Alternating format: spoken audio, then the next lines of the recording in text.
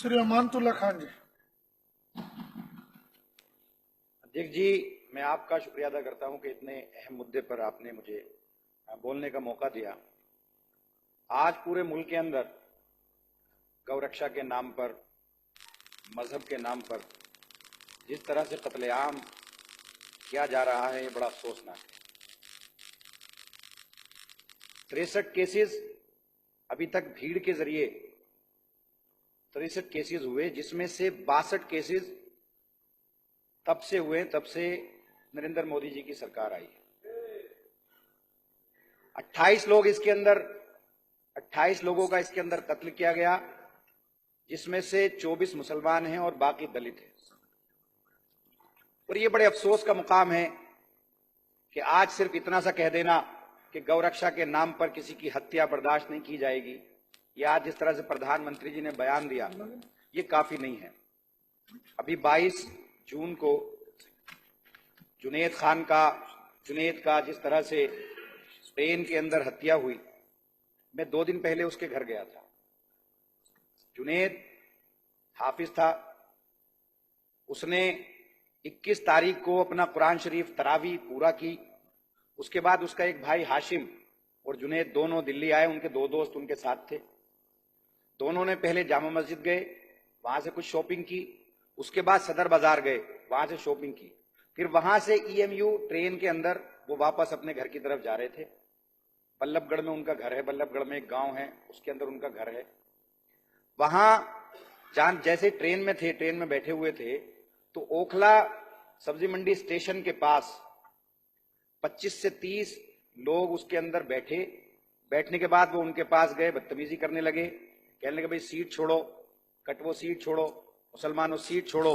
तो वो खड़ा हुआ, उसने कहा कि भाई अगर आपको सीट ही लेनी है तो आप सीट ले लो, और उसने एक आदमी को सीट दे दी। उसके बाद दूसरे ने उसकी टोपी को उठा करके ट्रेन के बाहर फेंक दिया। उसके बाद कहा कि तुम तो कटवे हो, तुमको पाकिस्तान जाना चाहिए, तुम पाकिस्तानी हो, इस तरह की बातें उन्होंने की और वहीं से उसकी मारपीट करना शुरू की।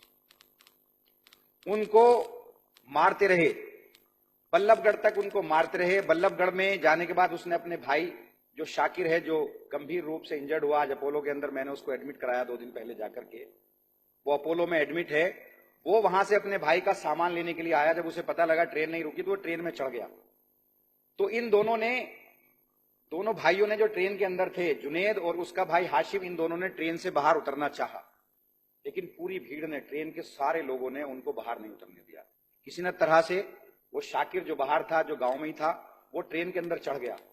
चढ़ने के बाद जैसे ही उसने, छोटे वाले भाई ने, जुनैद जिसकी डेथ हुई है, जिसका मर्डर हुआ है, उसने कहा कि भाई ये मुझे मार रहे हैं। जैसे वो उनकी तरफ चला तो एक आदमी ने उसके चाकू मारा, फिर दूसरा चाकू मारा, तीसरा चाकू मारा, इस तरह से उसको 7 जगह चाकू लगे। शाकिर गंभीर रूप से वो इंजर्ड हुआ।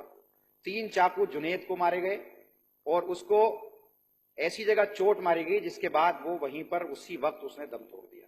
अफसोस की बात यह है कि पूरी ट्रेन में बड़े सारे लोग थे, उस बोगी में बहुत सारे लोग थे, किसी एक आदमी ने उनको बचाने की कोशिश नहीं की। सुरेश प्रभु जी ट्विटर के जरिए दूध भेज रहे हैं।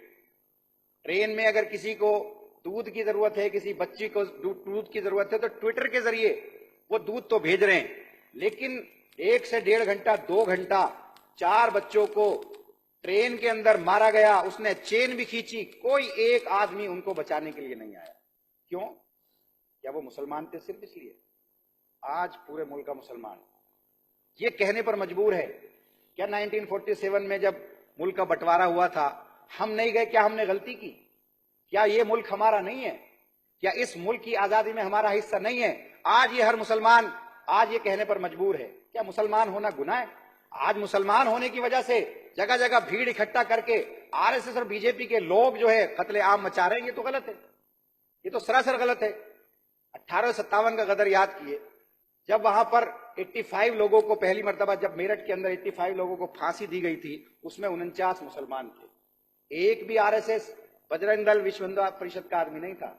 1925 में आरएसएस बन गई थी, 23 साल तक ये मूवमेंट चला आजादी का, उसमें एक भी आरएसएस का आदमी आजादी के मूवमेंट में हिस्सा नहीं लिया।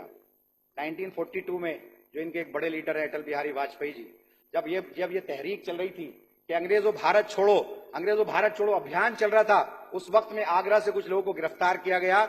उसमें अटल बिहारी वाजपेयी जी भी गिरफ्तार हो गए। तो अटल बिहारी वाजपेयी जी ने कहा कि मैं इस तहरीक का हिस्सा नहीं हूं, मैं तो अंग्रेजों के साथ हूं, मैं अंग्रेजों से लड़ाई लड़ना नहीं चाहता, मैं आजादी के लड़ने वालों के साथ नहीं हूं।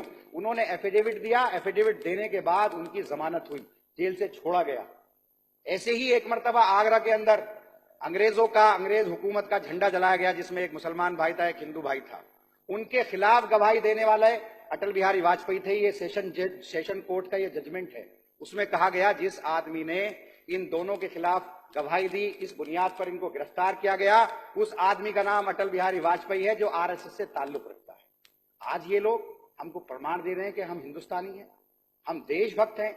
वो लोग जिन लोगों ने इस लड़ाई को लड़ा, इस मुल्क को आजाद किया, आज उनको ये देशद्रोही कहने पर मजबूर है, आज उनको ये मार रहे हैं, पीट रहे हैं, तो ये तो गलत है, ये नहीं होना चाहिए। और अगर इस तरह की चीजें नहीं रुकी तो ये मुल्क के लिए अच्छा नहीं होगा।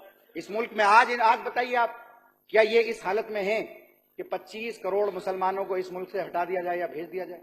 अगर आप नहीं है इस हालत में तो ये चीजें पैदा क्यों कर रहे हैं? आज एक तबका जब आसानी के साथ में अपने इस मुल्क में रहना चाहता है, अमन के साथ रहना चाहता है, तो आप उनको क्यों परेशान कर रहे हो, क्यों आप उनको मारपीट कर रहे हो? और ये जो 23 मुकदमे दर्ज हुए हैं, 23 मुकदमों में आरएसएस, बीजेपी, बजरंग दल, विश्व हिंदू परिषद के लोगों के नामजद हैं। ये लोग इस मुल्क के अंदर अफरा तफरी फैला रहे हैं। और इस तरह से हमारे इस मुल्क में रहने के लिए हम आईन है, हमारा कानून है, हमारे कानून ने हमको इजाजत दी है, आईन ने हमको इजाजत दी है कि इस मुल्क के अंदर हम अपने हिसाब से रहेंगे। क्या पहनेंगे ये हमको हक है, क्या खाएंगे ये हमको हक है, किस मजहब को ये हम अपनाएंगे ये हमको हक है। ये मुल्क हिंदुस्तान जो है तमाम मजहबों से मिलकर के ये एक मुल्क बना है और इसमें हर एक इंसान को यहाँ के आईन ने यह हक दिया है कि वो आजादी के साथ अपने मुल्क में रहे और जो खाना है वो उसको खाए, जो पहनना वो उसको पहने। किसी की जागीर नहीं है, आरएसएस या बीजेपी के लोगों का ये मुल्क नहीं है, उनके बाप की जागीर नहीं है। ये मुल्क सबका है, ये मुल्क हमारा भी है, ये मुल्क उनका भी है, ये मुल्क सिख का भी है, ये ईसाई का भी है, ये मुस्लिम का भी है, ये दलित का भी है, ये हिंदू का भी है। और सभी की मेहनत के साथ ये मुल्क आजाद हुआ है। आज ये ठेकेदार बने कौन होते हैं नरेंद्र मोदी जी के अंदर अगर हिम्मत है तो बताएं, वो आरएसएस का कौन सा आदमी है, वो इस हिंदू परिषद का कौन सा आदमी है जिसने इस मुल्क की आजादी के लिए लड़ाई लड़ी, इस मुल्क की आजादी के लिए जिन लोगों ने कुर्बानी दी। आज आप उनको देशद्रोही का शब्द बता रहे हो, आज आप उनको पाकिस्तानी बताते हो, आज आप उनको सिर्फ इसलिए मारते हो कि वो आज इस्लाम के पाबंदी से, आज इस्लाम की पाबंदी अमल करते हैं। आप गाय अगर कोई खाता है तो आप उसको कत्ल कर दोगे। एक बच्ची को अगस्त 2016 के अंदर मेवात के अंदर एक बच्ची को सिर्फ इसलिए कत्ल कर दिया गया कि वो कत्ल किया, रेप कर दिया गया उसका, कि वो जो है बीफ खाती है, वो गाय खाती है, सिर्फ इसलिए 14 साल की बच्ची को कत्ल कर दिया। ये हो क्या रहा है?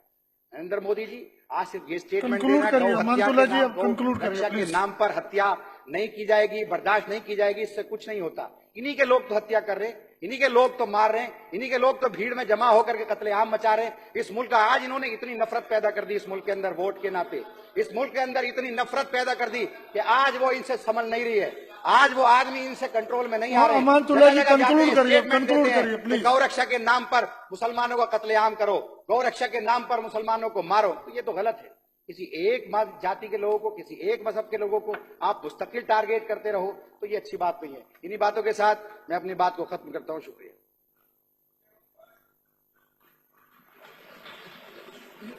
ये दोनों में से एक को लूं। जगदीश प्रधान जी।